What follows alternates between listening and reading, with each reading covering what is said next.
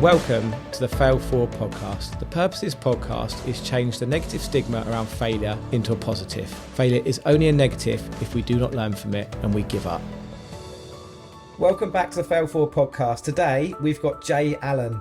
Jay Allen is an award-winning speaker. He's ex-military. He's now a business coach and also runs the Boardroom Mastermind group. So welcome to the podcast, Jay. How are you doing?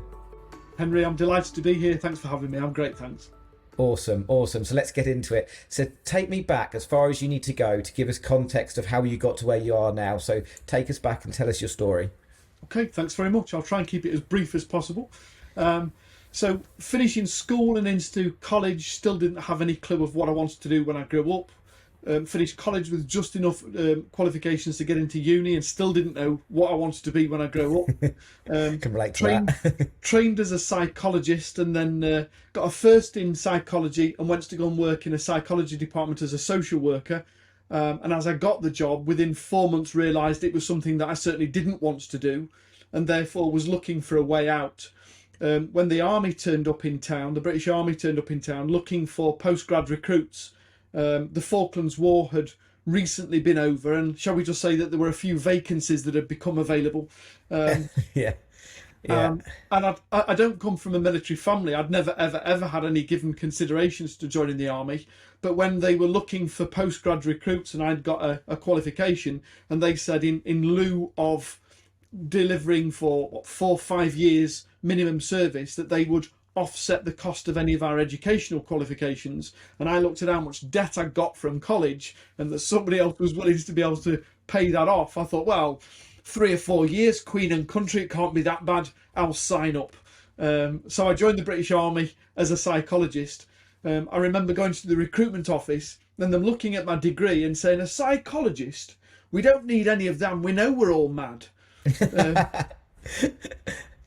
So I was invited to requalify in medicine. So I went to back to university for another year, paid for by the army, to qualify as a paramedic. And I joined the army a year later as a combat medic, with the expectation of doing 5 years service to pay off my debts. What I didn't realise is that I was going to fall in love with the job and everything that it offered, and signed to do my full 22 with views to turn it into a career, really.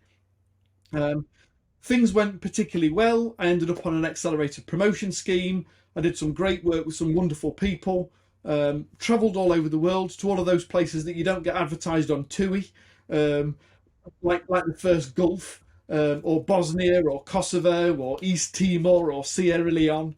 All of the wonderful places in the world that you probably want to go back and see again, but without a berry and a gun.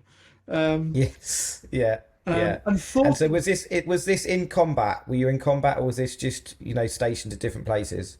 Yeah, very much so. So my claims to fame is that from the day I finished qualifying and joining my first regiment to the day that I finally left 12 and a half years later, that there's never been a British serviceman serve anywhere on an operational tour without me having toured at the same time. So I've been to every operational theatre that we've been in for the period of time that I was in the military. My job as a combat medic was to be on the front line alongside the infantry and to be able to patch them up and get them back to a hospital so they could then be stabilised. And everything was going particularly well. Like I say, I was on an accelerated promotion scheme. I was doing well. I got married, had my first child. Everything was working particularly well. And then I had an accident. I had quite a serious accident. I was injured quite significantly physically. There's a lovely quick story, if I may, about that. Having spent 12 years as a medic in the army and fixing and patching up everybody else, I'll never forget the day I was injured, and I had a terrible accident. I was in and out of consciousness. I filled myself full of morphine and waited for the additional ground crew and the medics to come along. And as these 2 medics ran towards me, I started to not just see the red cross on their arm, but I started to recognise the faces as people that were in my team, were in my section. And there's these 2 lads running towards me going, no way, it's Sergeant Major that's injured, it's Boss who's injured. And the last thing that went through my mind before I passed out was, were they good recruits? Were they top of the class? Or were they the drungos from the back? I lived to tell the tale, so they must have been all right. They must have been all right. Yeah, they must have just been all right. Cool. So I was injured in this second Gulf. I was put into a prolonged coma for my own best interests. I was flown out of theatre back into Germany, which is where the regiment had been based. I was stabilised in Germany and then flown back to Portsmouth to begin my rehabilitation. And I should have been in hospital for about 6 or 8 months, learning how to walk again after my injury. And then 4 months into my rehabilitation at Headley Court, I was diagnosed with significant or complex PTSD, and started to have flashbacks, one from the incident and the injury, but two from previous tours that I'd been on and things that had happened years and years and years previously. And it was the first ever time, even as a qualified paramedic, that I'd come to this realization that your mental health is directly impacted to your physical well-being. Because I was doing all of the physical work and the rehabilitations to learn all the things that I should be doing. I was with a physiotherapist 2 hours a day, 6 days a week, and yet I was getting worse. To the extent that the physiotherapist went back to the surgeon and said, you need to look at a scan again. You've clearly missed something. There's a problem here. Is getting worse and worse and worse. And it was then that I first got diagnosed with PTSD. We stopped my physical rehabilitations to be able to fix my head. Took them nearly 14 months to be able to play with my head and find out what the problems were and how to be able to overcome them. And yet within weeks of my head being fixed, my physicality caught back up again, and I was better and walking again far quicker than they'd really anticipated. And it was almost my mental health that was preventing my physical health from recovering until it was ready for me to catch up. But I spent 22 months in hospital. Wow. And you know, you're so right in what you're saying with everything that I'm learning, and I've not even been through a situation, you know, like that. And firstly, hats off and thank you for your service to the country. You know, we really appreciate what you've done in the past and that now you've recovered. And you're so right with everything in life, isn't it? Our mental health is so entwined into how we live our life day to day, and I've seen it this year. I've just found things like walking and running, and it just helps my mental health, and it's my health's linked to my mental health, and they're so intertangled with each other, aren't they? So tell me, you know, I know PTSD and is a very serious thing for soldiers and for anyone that serves, and to be in that situation must have been really difficult.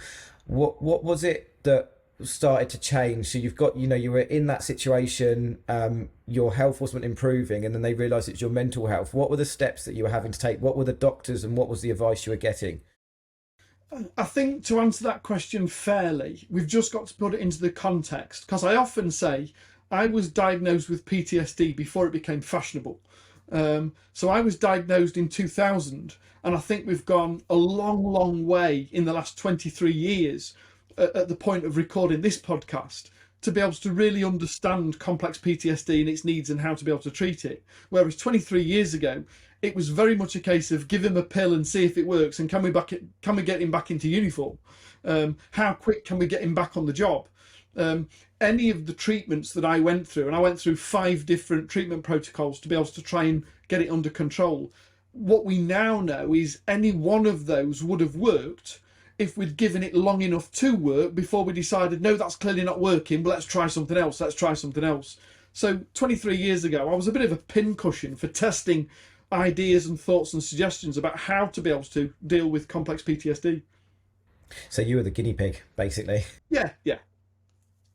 And what was the recovery process? Was it tablets and things like that, or were they working with psychologists? What was the process you went through? So initially it was medication just to try and stop me. I mean, I used to have flashbacks that was so real that I thought I was back in theatre, even though I knew I was in a hospital bed. I thought my hospital bed was in theatre. And there was just this vivid, really weird sense that you knew where you were, but you didn't really trust where you were. And therefore anybody and everybody was either an enemy or somebody that was on covert ops or something. Your mind just played continual tricks with you all the time. It was almost like Call of Duty, but playing out in real life. Which must be sort of take a lot of energy as well, because you're just continuously adrenaline pumping, in that fight mode, aren't you? That you just, survival mode all the time. Absolutely. I mean, that fight or flight is with you all the time. And then when you're physically injured and you can't get out of bed to be able to try and do anything about it, you just feel like instead of a guinea pig, a sitting duck. So there was medication initially to just trying to calm my head down and to stop me from having these panic attacks and allow me to sleep. I probably hadn't slept properly for about 5 months, at the point where they just said, look, we've just got to physically intervene and slow this guy down. So we did that initially, and then we did some psychotherapy, and then we did some hypnotherapy, and eventually I ended up with some aromatherapy just to try and disassociate with some of the smells that I've been subjected to and some of the insinuations and what that meant for me. So it was a complex approach to a complex problem to be able to understand as to what are the triggers. And because in a military scenario, you could have so many different triggers that in actual fact, you could be curing one whilst triggering something else. So it was a case of a small team of very, very, very dedicated professionals. I take my hat off. The reason I'm here today at all is because of the dedication of service to people at Headley Court. I owe them my life. Of people being able to just stop and understand that you're not just another peg in a board, you're not just another bed, to be able to take the time to look at the individuals, to be able to identify and unpick what are the problems, what's causing it, how to be able to overcome that. Have we got something in place, or do we need to create something? That a team of about 4 or 5 different professions from different professionals from different backgrounds came together and worked me through my my pharmaceutical needs for a brief period, and then subsequently my psychotherapy needs in order to be able to move back towards Civvy Street. Wow, and hats off to those people in that medical centre. And I think that's where it's needed. You've given your life to the service, and to then go through that difficult time to get that support. That's the balance that's needed, isn't it? Because I'm sure there's probably lots of people that have been through that have been in the service that that support is so needed and so necessary, isn't it? Absolutely. And I mean, they suggest that PTSD is probably lurking around underneath the surface for about 1 in 3 soldiers, or 1 in 3 people that serve. And yet it takes between 9 and 13 years post-trauma before it starts to surface and show itself on a day-to-day basis.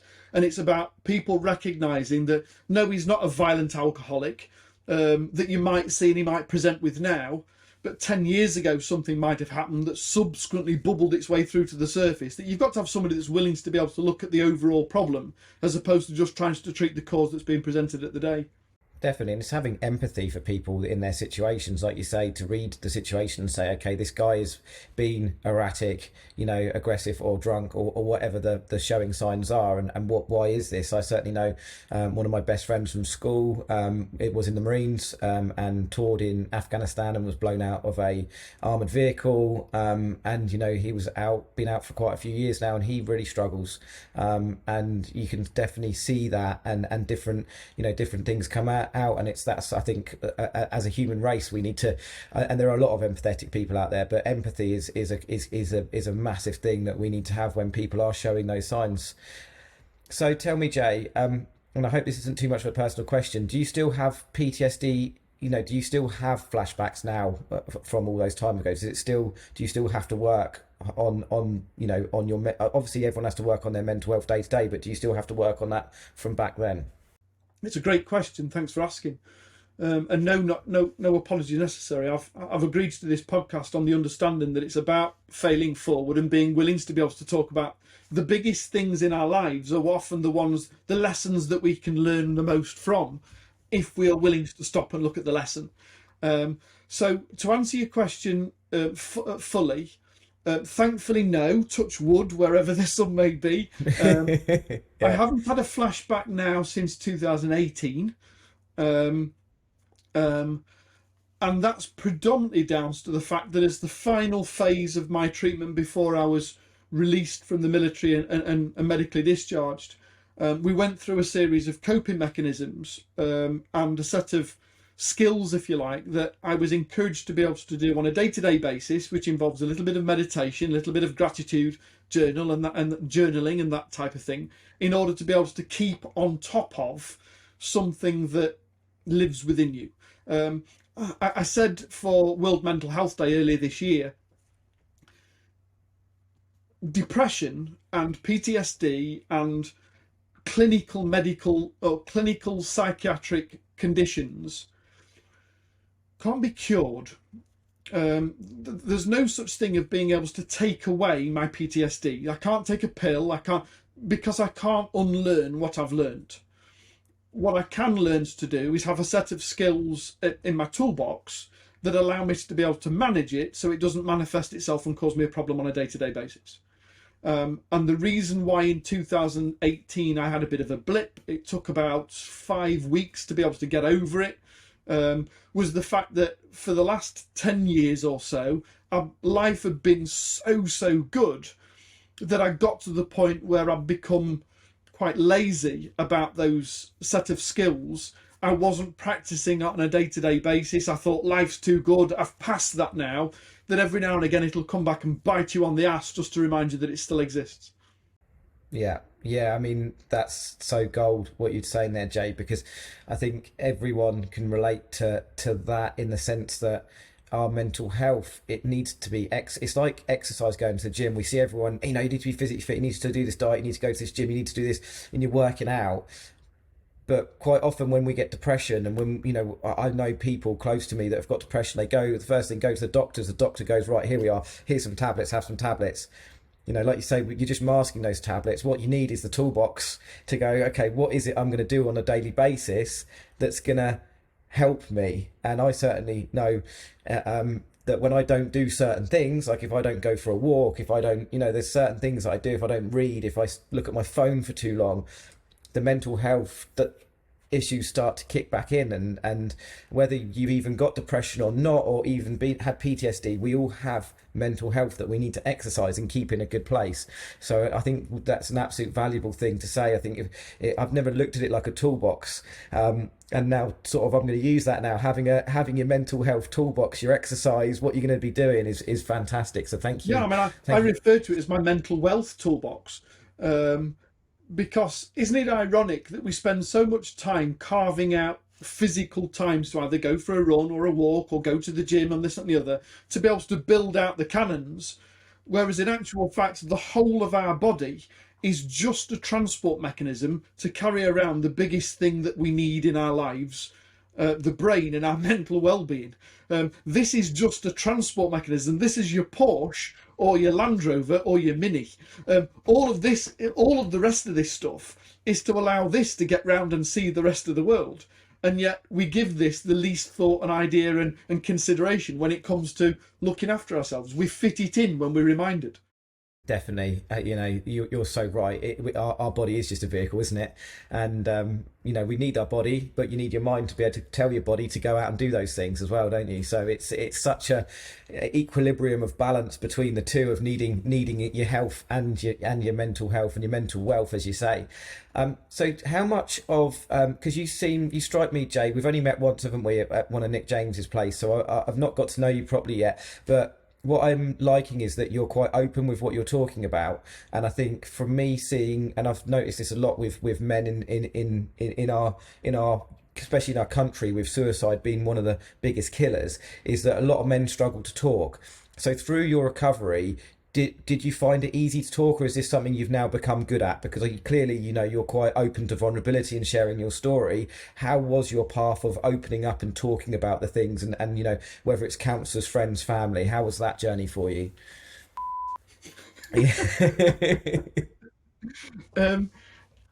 Until I had my breakdown, I genuinely believed I was invincible. I am more of a man now than I ever was as an undestructible soldier, because I used to keep everything with a tight lip. No one, in my eyes, to show any form of not just breakdown or to show any form of emotion was a sign of weakness. At the end of the day, I was a soldier, I was in the army, and yes, I might have been a medic, but I was assigned to some of the most professional fighting force infantry units in the world. To show any form of emotion whatsoever, be it a smile or a grin, was a sign of, there's a chink in the armour. So you were button-faced all the time. And it wasn't until you couldn't do that anymore. And like I say, I mean, I had a breakdown. I was sectioned under the Mental Health Act for 8 months on suicide watch, whilst they tried to work through where, what and when. It's the first time ever, not just as an adult, but it's the first time ever that I'd been forced to stop and look at myself in the mirror, not just physically, but mentally as well. And I came to the conclusion that I didn't necessarily like what I saw. And I often say my breakdown and my sectioning was the opportunity to almost have this evangelical rebirth experience, that over the course of spending some time in a very secure, safe environment where you don't have to deal with the day-to-day shit because everything else has been managed for you, you slowly, day by day, week by week, get to piece together and make this decision: who do I want to be when I leave? And the person you see before you today is as a result of 23 years of decisions of who do I want to be. And we evolve into who we are as a human being through childhood and school and pubescence and teenagers and peer group pressure. I had the privilege of being able to ask all of those questions again of myself when I was 28, 29. And I now see my breakdown as my most successful opportunity to rebuild the person I've always wanted to be and didn't quite know how to become. Wow. I mean, that's amazing to be able to have that awareness and have that moment. And I certainly know for me, when I lost my business 3 years ago, I call it the best, worst year of my life. It was tragic. Every time I tell people, they sort of put their heads aside and say, "Oh, I'm really sorry to hear that." I'm like, no, actually, it was probably the defining moment. And it sounds quite spiritual, but it feel like that's when my life restarted, was 3 years ago. And it sounds very similar. And I think a lot of people that have been through these difficult periods, that's when they really find themselves. So, firstly, I'm so glad that you didn't take your own life, and that you're now here to tell the story, to help inspire other people to be able to share their stories and have those moments. So thank you. And it just shows, doesn't it, that the more we talk and the more we open up, and for men, if we can lead more men to be able to have those moments and hopefully not have to go to those dark places, but feel that it's okay to be able to have a conversation with each other, because I think that's one of the things that certainly helps me in my mental health, is talking to people, and it helped me through some of those difficult times, being able to talk. But I still think there is a bit of a negative stigma around opening up, like you say, stiff upper lip, wanting to be, I'm a man, I need to be in control of the situation, I need to be running my family, this job, whatever it's in. So yeah, thank you for being vulnerable and sharing your story. It's really, it's a difficult story because of the times you had, but also it's extremely inspiring to be able to come out of that and be doing what you're doing now. So thank you. Thank you. There's a lovely quote that I'm reminded of from Winston Churchill, of all people, and he simply said, "When you're going through hell, keep going." And it doesn't, at the point in our lives where we feel like everything's against us, I'm fortunate enough to have been reminded several times over now. I'll turn 50 this month, and I've had 50 years of getting used to and getting through. I've been challenged multiple times in my life to within inches of my life, and yet I'm still here, and I've got 50 years experience of getting through it. And it doesn't matter what period I'm going through right now and how difficult it is. I'm not going to be going through it for the next 50 years because I've got 50 years experience of how to be able to challenge it differently now. Definitely, absolutely love that. Yeah, and I love that saying by Winston Churchill. I've not heard that one before. So that's, I love that. If you just got to keep going, just got to keep going. If you're going through hell, whatever you do, don't stop in it, because that's shit. Just keep going. Yeah, 100%. And I always say that you can literally change your life in 90 days. You can change some habits or change a job, change a career, start exercising your mind, your body, whatever it is. In 90 days, if you put one foot in front of the other and you keep going, you can really change your life, and over a year and compound it over to years, that can have a massive difference. So tell me, Jay, at this point, you've now managed to get your health and you're walking again. You've now left the army. You're now civilian, and your life starts again. So what were your thoughts then? What was your plan? What were you thinking? How was that for you, and what was the plan next? Sure. So I'd left. Like I said, I'd still got my psychology degree, so I could have gone back to psychology, but I'd already determined that I didn't necessarily want to do that. I was a qualified paramedic, so with 10 years experience in the military, so I could have gone into the NHS and carried on there. And I've been a sergeant major. I've managed a large team. I've managed a decent, a 7-figure budget. I've managed 128 people. On my CV, I looked good. So I filled out a CV, I went for some interview training, I put myself out there, and I started applying for jobs that I thought were relevant to my skills and experiences. And thankfully, my CV looked well enough that I was always offered an interview. And over the next 10 months, I went for 147 interviews.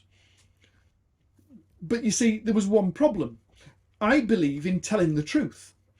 So when we got to an interview and we're going through, and as you can probably tell, I'm quite communicative. I interview relatively well also. We have a good chat, and we're getting to the point where they might be considering giving me a job. And then they say, Jake, we've noticed on your CV there's a bit of a gap. It says here you left the uniform and the army in 2000, and yet you're applying for a job at the moment. It's July 2002. Can you tell us a little bit about what have you been doing since you left the army?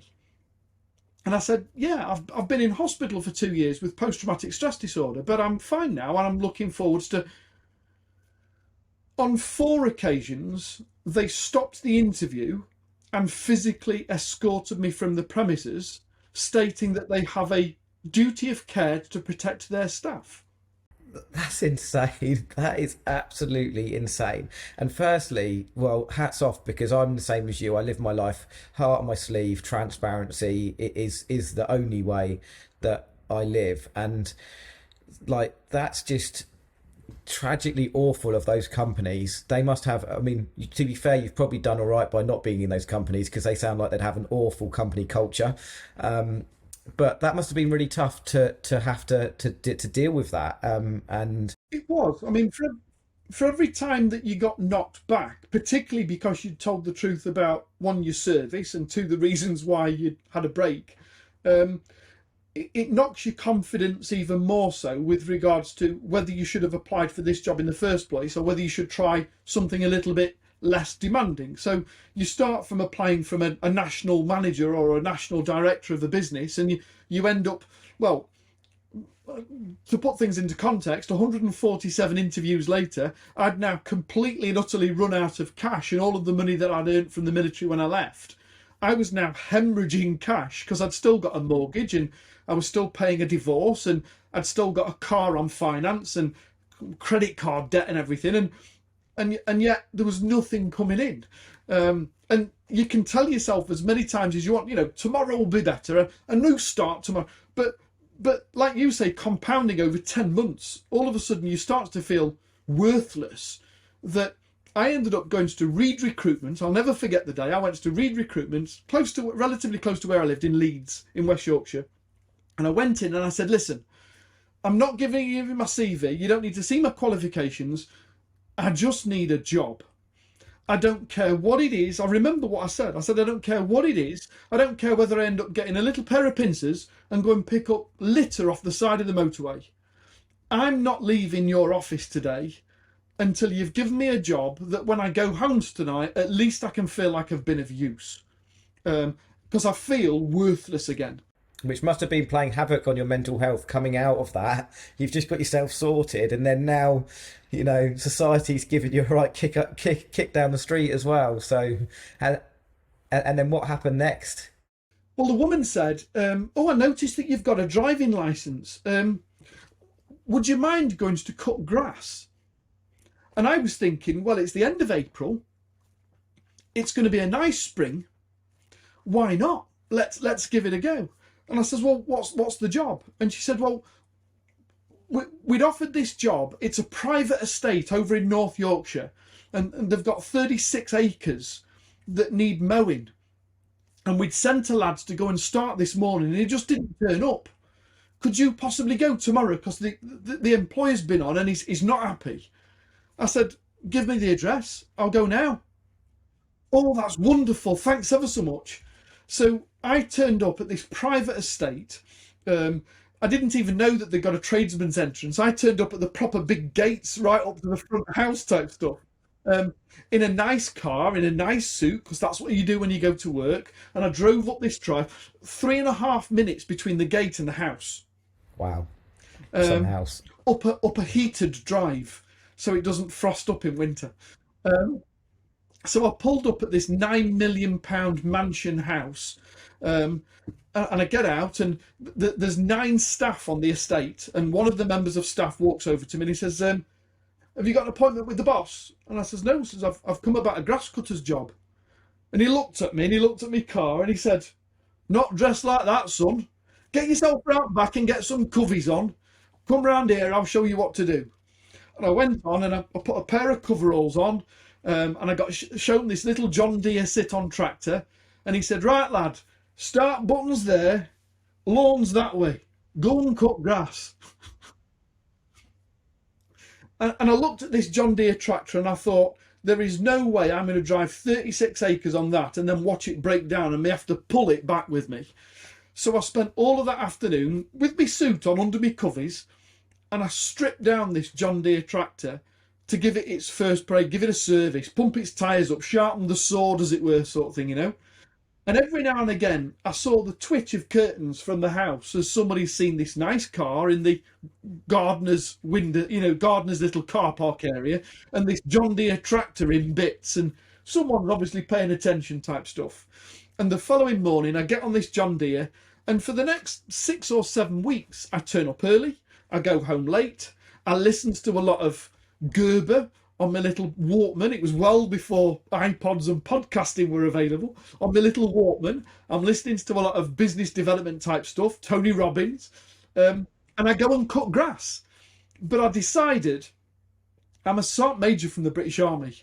I am going to cut grass like they've never had a grass cutter before. I'm going to do this with military precision. I'm going to turn his meadows into a golf course. Because whoever this chap is, if he's got a £9 million house and 9 staff on his estate, one day I might not just be his grass cutter. Maybe I've just got to start from the bottom up and work up again. And I'm going to cut his grass and I'm going to get noticed. And I might end up being his head groundsman. I might be his chauffeur. I might become his butler, his gentleman's gentleman. Whoever this chap is, I'm going to impress him. And after 7 weeks of his car being driven in and driven out with the chauffeur, and I'm listening to me John Deere and trugging along, I turn round and this beautiful Rolls Royce with the chauffeur has come off the path. He's come along the meadows. The chauffeur's opened the door and this older gentleman has stepped out the back. I'm undoing my headset and he says, "You're not just a grass cutter, are you, son?" And I went, "No, sir," says, I'm a former Sergeant Major in the British Army, but today I'm cutting your grass." And he went, "Son," he says, "I can't have a Sergeant Major from the British Army cutting me lawns." He says, "Why don't you come up to the house and tell me how a Sergeant Major from the British Army ended up cutting me lawns?" And with that, he got back in his car and I ended up having to follow him on my little John Deere tractor. And I pulled up outside this beautiful house and the groundsman's running across going, no, mister, you can't go in there, that's Mister's house." And I walked into his house with a pair of muddy boots on into his kitchen, and he stood there and made me a coffee and a bacon butty, and we sat down in the side of his kitchen and I told him exactly the same story that I've just shared with you. And he smiled at himself and he said, "Do you want a proper job?" Well, I couldn't resist it. I had to say, "Well, as long as you don't mind your grass not getting cut anymore, what have you got in mind, sir?" And he said, well, here's a business card. On Wednesday next week, come to the address on that card, come smartly dressed like you came when you first arrived, and tell Janine you've come about the job. He says, until then, get your bloody boots off my kitchen floor and go and cut some grass. And I stepped out of his house and I looked at this business card And for the last 7 weeks, I've been cutting the lawns for Sir Ken Morrison from Morrison Supermarkets. And 5 days later, I was successfully interviewed to be his national training director. Wow. What a story. I feel a bit emotional here, Jay. Like, you're making me well up here. Like, that's, I mean, what a story, and what a, the attitude and the commitment, and just to take it back and just say, I'm just going to do this really, really well, and then see where it goes, to then be given that opportunity is amazing. Hats off to you. But also hats off to Ken. I am today everything because somebody like him gave me a chance. And I just want to express through your podcast to everyone listening that you never know who's watching. You've just got to be willing to be the best version of you today that you can be, because you never know who's watching. Everything I am today, I owe to the fact that somebody else, when I was at my lowest, gave me a leg up. Yeah, but you've got to take gratitude to yourself as well, which I'm sure you do as part of your gratitude list, that you made that happen.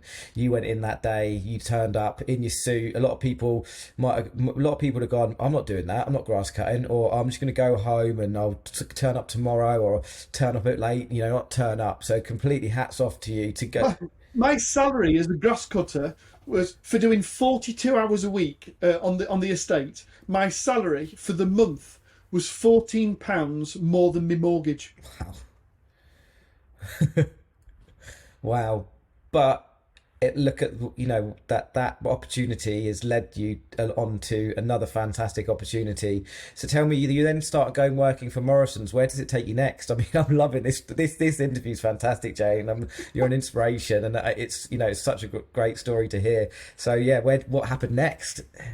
Well, when I got the job, I found out it was a fixed term tenancy to cover for maternity leave. Their national training director was going to take a year off to bring up a small family, and they wanted someone to stand in their stead, if you like. And I'd been the training officer in our regiment in the army, so I'd already got a training qualification.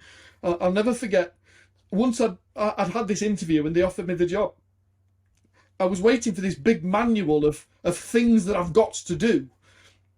And when nothing came through, I ended up having to ask and say, look, exactly what do you want me to do? And Ken said, well, if you've been a training manager in the army, he says, this will be a cinch. Whatever you do, don't break it. And my job was to be able to, they got an incredible, great vision for the business. And my job was to be able to ensure that all 47,000 employees were inspired by the vision and were trained and qualified and capable of being able to deliver it across the stores. So I spent a lot of time with the non-exec board. And I've got a lovely handwritten testimonial on the wall from Ken that said, I'm not quite sure how one man managed to achieve so much, but he enabled us to be able to add £486 million in additional revenue to the business. Now, I would argue I probably didn't add more than 20 or 30 quid when I filled up with fuel one day. What I did do is I used my blue ocean strategy thinking and a lot of disruptive pattern thinkings to be able to really challenge the board, to be able to say, why are you still doing the things that you've always done and still expecting a different outcome? Life's moved on. We've got to move with it. Can we start to look at some new initiatives and to engage with shop floor workers and say, look, what's working and what's not? Because you understand customers a lot more than a non-exec board do. So how do we get information from the bottom up to the top and back again with an agreement to go ahead and do things quicker than the months and quarters that it took? Because a lot of the initiatives that were being quashed at grassroots level would have been brilliant initiatives if they just had the opportunity to be able to do things. So I just came along and helped people to empower a workforce to start thinking for themselves. Absolutely love that, Jay. I mean, I think I found in my business trying to empower my staff probably one of the most powerful things, because I used to want to do everything. And like you just said, if they're doing the same thing and expecting a different result, well, that is the definition of insanity, right? Doing the same thing over and over again and expecting a different result. So, I love the fact that you've gone in and you've come from this grass cutting job and you've created the value in there. You've got them thinking a different way. So tell me, Morrison's, how long were you there, and then what was the next stage of your career? So I did So it was a 12-month tenancy with a 3-month handover. So I was there for 15 months. I was offered the chance to be able to job share with the original training director when she came back. She wanted to do part-time on the way back in again. But it was very evident that it was her job, and I'd just been sitting in the seat for a while. It wasn't going to be a good mix for the two of us to be able to try and manage the train set between the two of us. I was headhunted to go and do the same thing with Marks and Spencer. I went to go and work with Marks and Spencer. I considered it, but I didn't feel that there was enough of that I could do to add enough value to what they were offering. It looked like it was pretty much done, and they just needed someone to polish things off. And I'm not a polisher. I'm a roll your sleeves up and get your hands dirty type chap. So I chose to leave that. I went and did some change management work with the NHS. There were 6 of us that were commissioned with trying to save £17 million for the ambulance service. The remit was we had to save £17 million a year to prevent 4,600 redundancies. And over a period of about 15, 16 months, me and a team of 5 others across the country, I was responsible for the northeast of England. 23 ambulance stations were in my remit, from Hull all the way up through to the Scottish border, or Lincoln really, all the way through to the Scottish borders. And although we saved 23 million quid and handed it back to the NHS, within weeks of us leaving, they chose to make 4,600 redundancies anyway. And the reason why I chose to step away from corporate was I lived in that area. I drank with some of the people that we'd been working with, that subsequently, as a result of their choice to make them redundant, now looked at us as if we were the ones that had instigated it, even though we'd saved the money that prevented him. And I went, do you know what? I don't want to be a cog in somebody else's wheelhouse anymore. I want to do things for myself where I've only got myself to blame. So I chose to leave corporate behind, and I cheated. I bought an existing business. I take my hat off to anyone that's left a salary and woken up one day with a mobile phone and a laptop and a good idea and said, right, I'm going to do it myself. I left a good job with a good pay and a good handout, and I chose to invest it wisely by buying a small existing business and then implementing all of the things that I'd done from the military, from Ken, from the NHS, and then grow that into a bigger business. So I bought a business with 4 staff. I grew it to 22 staff. I sold it to the senior leadership team. And I guess because this is a fail forward podcast, the bit that I don't always talk about is when we went from 17 staff back to 10 staff, and I ended up having to make 7 redundancies. Yeah, and that's tough, isn't it? And that's tough to do. Yeah. How did that feel? Well, when we first met, we ended up having that brief conversation about being a business owner and losing stuff. And, you know, you talk about being emotive. Making 7 redundancies in November 2008 was more painful than learning to walk again in 2000. Yeah, wow. Yeah, it just shows it was one of the toughest things. It's probably the reason why my business went under, is because at the time that I should have been laying staff off, I was wanting to keep everyone on and looking after them because I knew all their pet names, kids' names, everything. And it's they always say one of the toughest things about business is managing people, isn't it? But also managing people and having the responsibility for their futures on your hands as well. So it's 2023 today, and I still wear that scar badly. Yeah, I could imagine. And what was that business? I bought a health and safety consultancy that specialised in fire sprinkler systems. Right. I had little knowledge of health and safety and no knowledge of fire sprinkler systems. But you made it work, because you went in, grew it, went backwards, and then went forwards again, right? Yeah, we'd signed a deal. We'd signed our first major national contract that was going to add £700,000 to the business. But at the time of signing it, I didn't have any staff. I didn't have sufficient staff to honour the contract we'd just signed. So I had to quickly go out and recruit, and to do so as quick as we did, I ended up having to poach some staff from a competitor. I was somewhat, I say underhand, I didn't do anything illegal, but I certainly twisted some arms to be able to get the amount of people I needed at the time frame that I had within, to achieve it. So I recruited 7 people. I've got to put some cash in the pocket and a salary and a mobile phone and a company car and all that type of malarkey that goes with it in order to be able to honour this contract. And we'd signed this 2-year contract to be able to do an audit of 884 stores across the UK, with the potential of having to upgrade about 20% of the stores to be able to meet the new legal responsibilities under fire safety. So it was at least a £730,000 contract. It was possibly a 1.3, 1.4 if there was the need for renovation and upgrade. And we'd taken these 7 staff on over a 2-year period, fixed term contract. And 57 days into that 2-year contract, Deloitte's phoned us on a Friday afternoon to say that Woolworths had just been put into receivership, and we weren't going to get paid a penny. Oh, and what happened next? Well, in about 6 minutes, I realised that I'd lost about £225,000 worth of invoice value. I'd lost £96,500 worth of salaried value.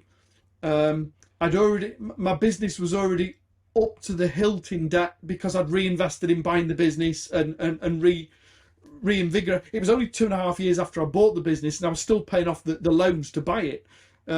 So I'd ended up remortgaging the house. I ran up all my personal credit cards, all of that type of malarkey to try and keep it afloat. A lot of pressure.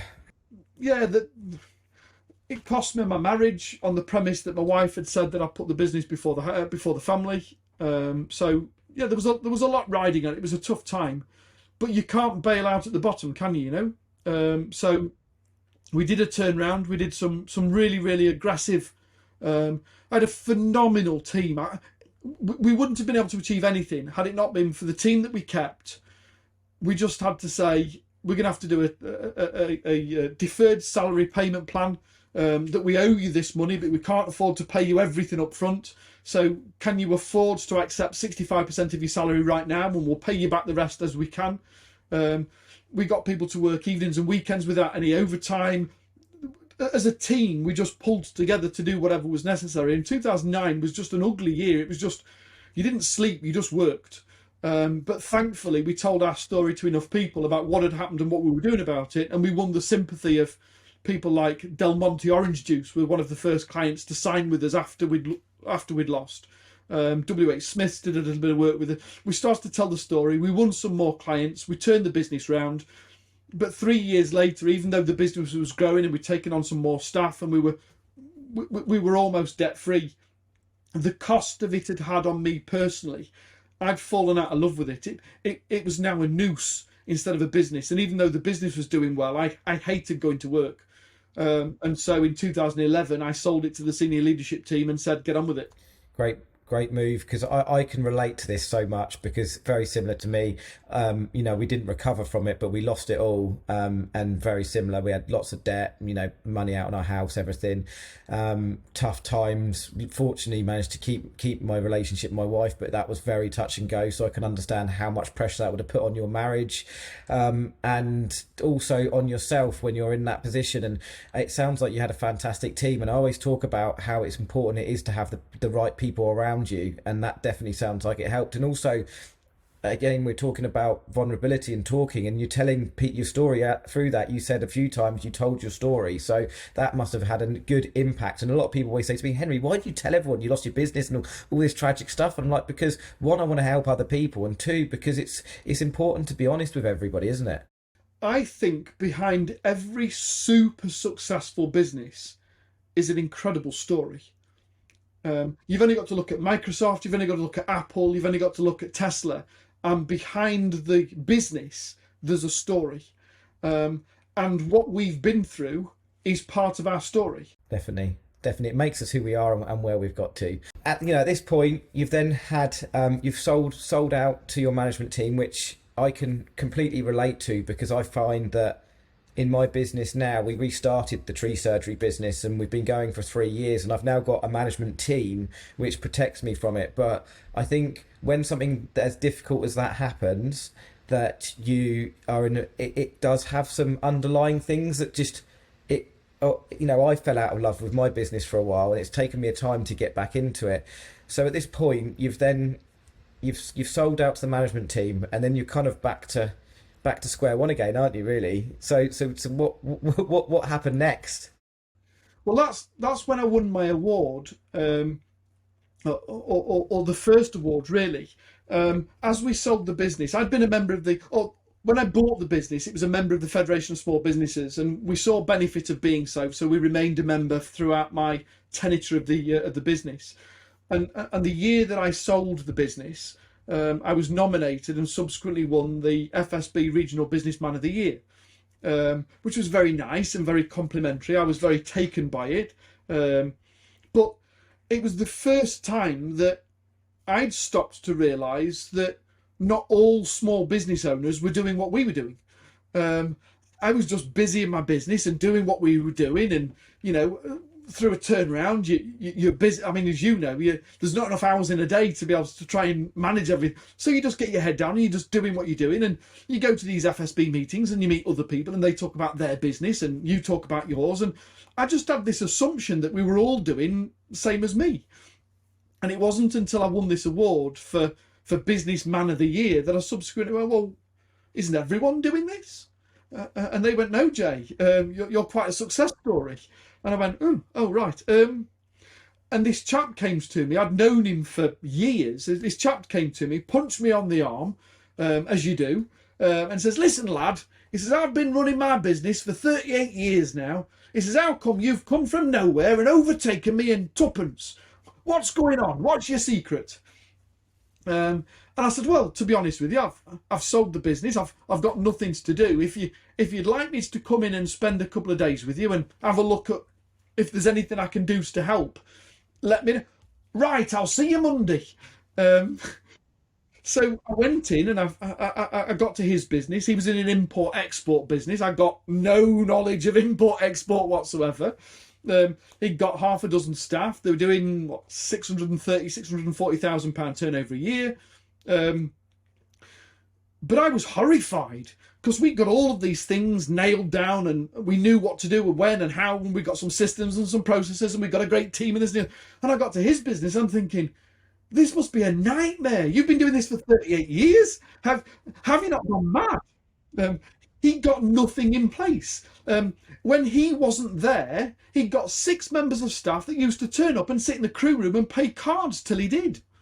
And if he didn't turn up for the day, they did nothing but play cards because there was nobody to tell them what to do. And they had to have someone to tell them what to do because nothing was documented. There was no systems or processes. It was all in his head. And I'm thinking, this is just mad. So I ended up spending nearly 7 months going in 4 days a week and slowly putting into place systems and processes and sitting with him and working out what do you do and then why do you do and how do you do and why, just understanding the import-export business and then putting all of the processes in place in order that if he was to keel over, at least somebody could pick up the reins and run with it. And in doing so, we doubled his turnover in 7 months. And that's when that's when I won a second award for a turnaround for his business, and we subsequently realised perhaps there's something in this. I got invited to go and be a lecturer for the MBA programme at Preston University and start teaching entrepreneurship. And at the same time, I'm not going to name names because that would be unfair, but at the same time, there was lots of things on social media or a few, shall we say, just well-known names that were selling a business success blueprint. So I went to the university with the premise of, listen, we're teaching the next generation about entrepreneurship, but everything in an MBA is theoretical. And here's this guy who's very well known and does millions of pounds in turnover that's selling a business success blueprint. Perhaps we ought to buy one to determine what's missing in our MBA course. And that was the premise for allowing or getting UCLANS to spend a few quid and buy his course. And don't get me wrong, it's a great course. There's lots of teachings, there's lots of learning, there's lots of help and support and this and the other. What was missing is what I call the critical ingredient, because everything that he taught in his Business Success Blueprint Academy was how he'd become successful. on his knowledge and his background and his experience and his qualifications and his network. And the people that were buying it, there was nowhere that said, and this is how it translates to what you need to do in your business. This is what does success mean to you, and is what we are delivering going to deliver that for you? And the simple fact is, it's the elusive ingredient that no one knows what it is, on the premise that we're all busy growing our own business, that we haven't got the time or the inclinations to try and help somebody else understand what they need to do in theirs. So there was this vital missing ingredient. So instead of looking at success and what does success mean, I chose through the MBA programs to be able to commission a team of 16 business analysts to look at what causes businesses to fail. And I said, and I've got a great example. We're going to use a subject access data request to Deloitte's, and we're going to buy the data that they use to close Woolworths. Wow. Because I know about this. Yeah, that hurt me as well, yeah. So the university were up for it. We bought this data. The data came in. Even though it was 4 years later, I had no recollection of how emotive it was going to be to look at this data, and how I realised that I couldn't be pragmatic in looking at it sensibly because of the impact it had had on me. I had to step back and say to these university students, they're all second year university students, listen, you just got to work with this, and I'll support you to work on it rather than working on it with you. Because it was so evident that Woolworths, it was destined for failure. It was more a case of when will it fail than will it fail. But one of the things that the analysts said to me was, Jay, we can't look at this in isolation. We need some more data to make comparisons. So we went back to KPMG and Deloitte, and under subjects access to requests, we started to look for data for Norton motorcycles, Blockbuster Video, Tie Rack, DFS sofas, the first and the second time, Toys R Us. Over a 4-year period, we studied 153 national business failures to look at what causes good businesses to fail. And we found 3 flaws in all 153 businesses. Wow, okay, I'm really intrigued by this. If you've got any one of the 3 flaws, it's still easy enough to overcome and resolve. You've just got to spend a little bit of time and effort looking at it, but it's overcomable. Once you've got 2 of the 3 flaws, and it doesn't matter which 3, but any 2, once you've got 2 of the flaws, you cannot continue to grow without it causing you to fail. The best you can do is bottleneck and glass ceiling and stay where you are. But the more times that people try and push through the glass ceiling that they've created for themselves, the more likelihood they are of failing at the end. And once all 3 in place, it's a case of when will it fail rather than if it will fail. So once we got this data and we'd identified what these flaws were, I wanted to then understand, so when does a business become big enough that these flaws become prevalent? And why don't we address them at the time? Why do we cover them up and hope that it doesn't have a problem for us, when the evidence shows that ultimately, when Woolworths went bust, 37,000 people got made redundant. I know how shit I felt having made 7 people redundant. That must have been horrible. So we went to Chamber of Commerce, who were kind enough, when we shared the data with them and they saw the mass amount of data that we were giving them to have access to, they were kind enough to incentivize their members. They've got about 300,000 SME business members, and they were willing to incentivize their members by saying, we'll offer you a 3-month extension on your membership if you complete this survey. So ultimately we bought the data by about 75 quid in value to the end user to get them to complete our survey. And over a 10-month period, 117,000 SMEs completed the survey. So not only now can we map where the 3 flaws are, but we can now determine size of business, industry, sector, and understand when it's likely to cause a problem and what you need to do to try and correct it. And that's what I now do. I now teach people how not to fail. I absolutely love that. And you know what? When I met you, Jay, I had no idea this was going to come up in this podcast, and it couldn't be more fitting for Fail Forward and business and everything. So tell me, I'm in such suspense now. What are the three things? Okay, so I'm going to watch your face as I tell you to find out as to where it sits with this. 54% of businesses that fail because they don't have a business plan. Now, don't get me wrong, you don't get to the size of Woolworths and not have a business plan. So the rules around that are the business plan needs to be up to date and not something... Woolworths, their business plan was 13 years old the year that they went bust. In those 13 years, Amazon had come along. And yet they hadn't readdressed their business plan accordingly. And I suppose Blockbuster was the same, because I always know the story of Blockbuster where they actually turned down buying Netflix. Yeah. And their business plan was 9 years old. So a business plan is a living document that we have to update and keep updated regularly. The second caveat to it is a business plan needs to be known by the people in the business and not just by the business owner. So you might not share all of your financials with all your members of staff and stakeholders, but everyone in a business needs to understand why are they doing what they're doing. So a business plan needs to be up to date and shared within the team so we all understand what we're doing and why. The third and final caveat for the business plan element is, and you can't have a maverick. One of the reasons why Norton Motorcycles failed was they were doing exceptionally well. Their operations director got headhunted and chose to go and work elsewhere and was replaced by somebody new who determined that they needed to prove themselves. They needed to show what they're capable of, and ignored the business plan and went off on a tangent. And 19 months after he was hired, the business filed for bankruptcy.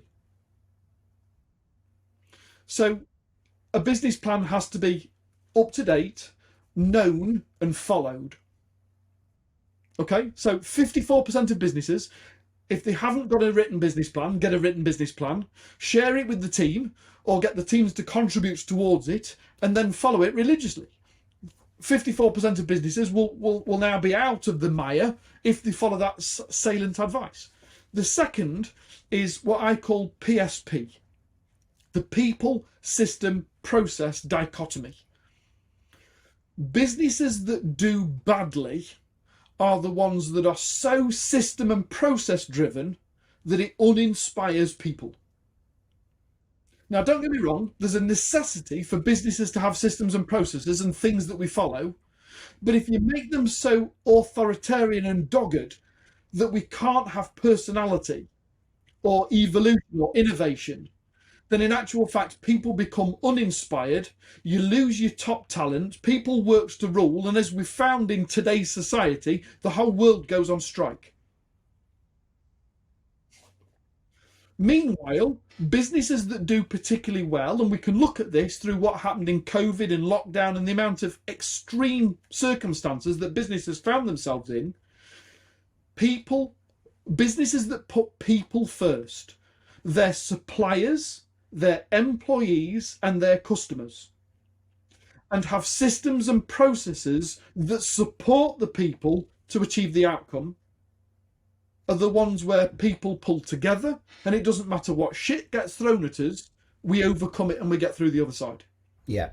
And would you say that's kind of like, it sounds very much like you've got systems and processes, but then there's a really strong company culture, and that strong company culture is got the right vision and values, and it's going, you know, it that encumbers that, giving the people the opportunity to be innovate and to lead and to not micromanage and to feel like they can turn up. Vision comes from the top, culture comes from within, systems and processes get bolted onto it to achieve vision. Not a business owner that walks in and says, I've just bought 54 Apple Mac computers. You're all going to use those from now on in. Because if you just create a process and then force people to work within it, you're not allowing them to be the best that they can be. And 39% of businesses fail because they become, as they grow, become too system and process driven as opposed to being people centric. So that's two. The third one is a little bit more complicated. I call it the holistic business. And it's where businesses grow and often grow very quickly, but at the result of they create silos within themselves. There isn't enough internal communication and collaboration that sales starts to compete with marketing. And marketing doesn't tell operations what they're doing. And operations hates finance, and finance doesn't know who is in HR. And all of this team, all of the business starts to become sub-businesses that in actual fact start to compete with each other unnecessarily or unintentionally, and the business just implodes. And again, this is almost that second and third one, they're almost linked, aren't they, really? Because again, that's almost cultural as well, isn't it? And having the right communication and having a strong value in the company of communication and everyone working as a team and together, depending on your company values. Massively so. You know, I think all three of them are intrinsically linked. But to the same extent, you won't get to the third one without having the first and second in place anyway.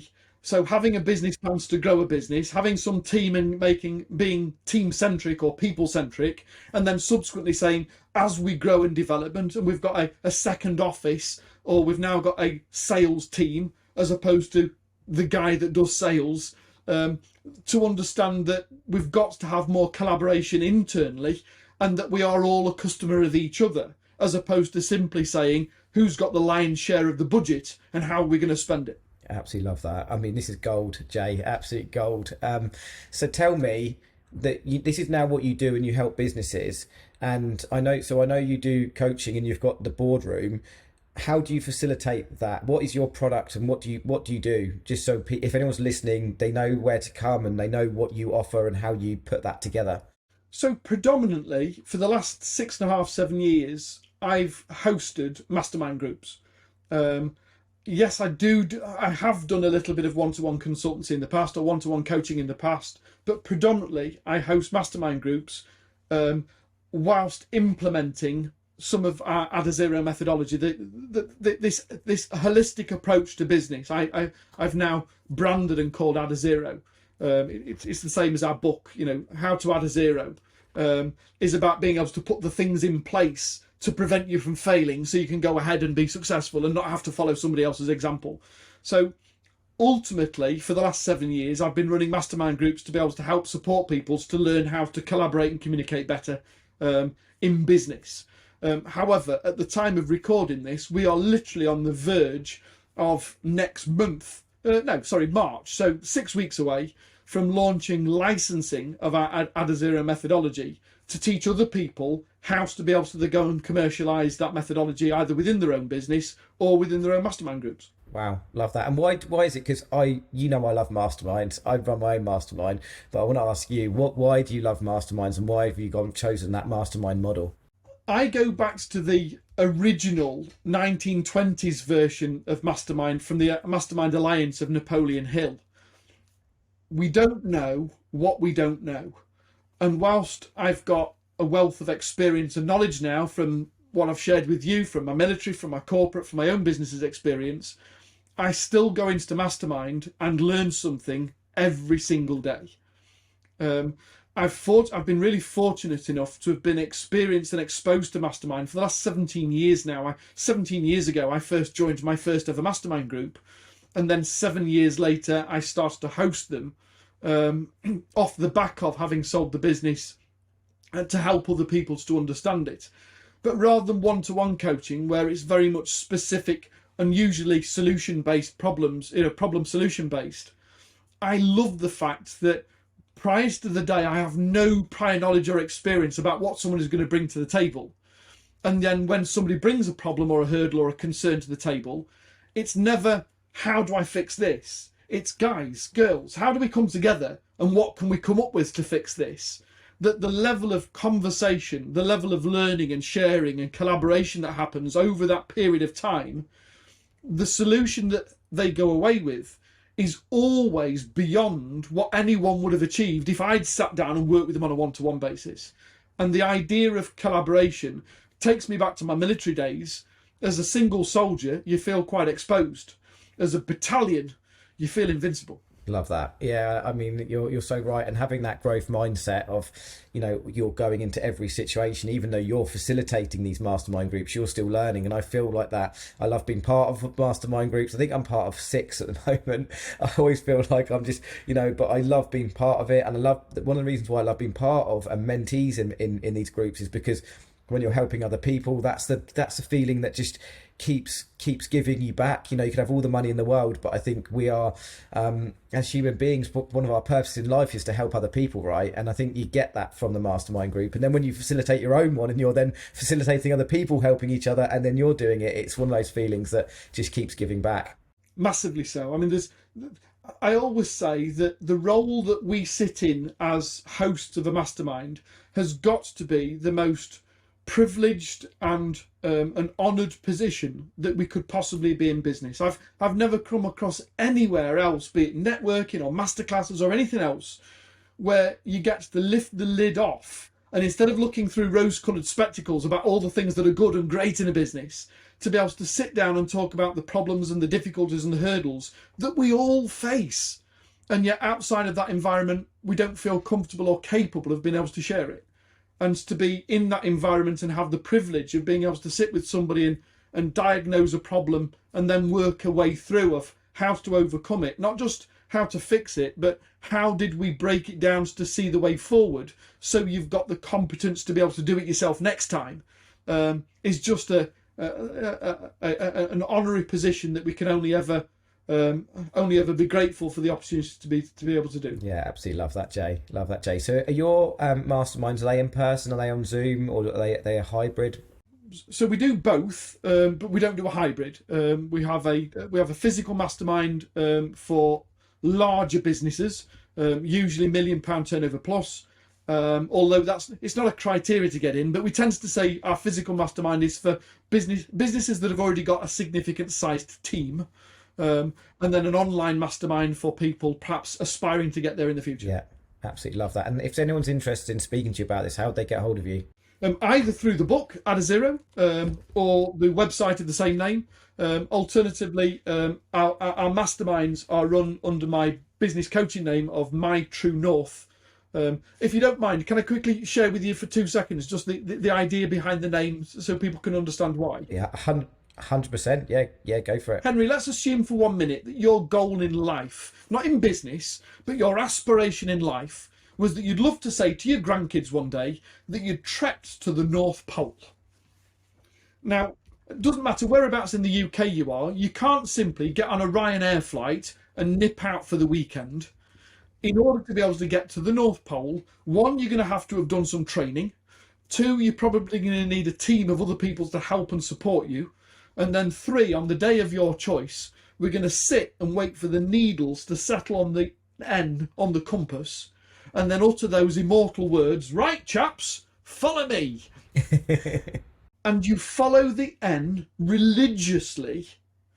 From the UK, you're going to find yourself in Scandinavia because you're following magnetic north. And true north, the North Pole, this year is 12.5 degrees to the east of magnetic north because of the magnetic impulses in the northern hemisphere. And yet, if you didn't know that, or you didn't know that last year it was 11 degrees and next year it'll be 13 degrees, if you didn't know that, you'd never make it there. And it's exactly the same in business. We start out with a good idea, we've got some training, some background, we might have a team of people to help us, support us. We set out, we get our head down and we do the doing. And we don't realise that for every time that we're doing the doing, unless there's somebody else on the outside holding us to account, we're probably 1 degree off what we need to be doing in order to achieve what we set out to achieve. And My True North is designed to be able to just be the compass to point people back in the right direction. Absolutely love that. I absolutely love that. That's amazing. And what we'll do is we'll put, to anyone listening, we'll put Jay's links into the bio so you can click on those and connect with Jay because, even I'm gonna have a look at that as well myself, because I just think there's so much value that you can help me with within my network of businesses. Do you know what this? Listen, why don't we finish by making a really decent offer to say sincerest of thanks for listening in today, and simply say, if you as a listener would like to be able to have a free audit on the current status of your business, the current opportunities or vulnerabilities based on the Adazero methodology, if you want to take part in this study that's now been completed by well over 120 other thousand businesses, and for us to give you a report on the current vulnerability of your business, then visit adazero.co.uk/free scale audit. And we'll happily give you a bespoke report on the current opportunity or vulnerability in your business.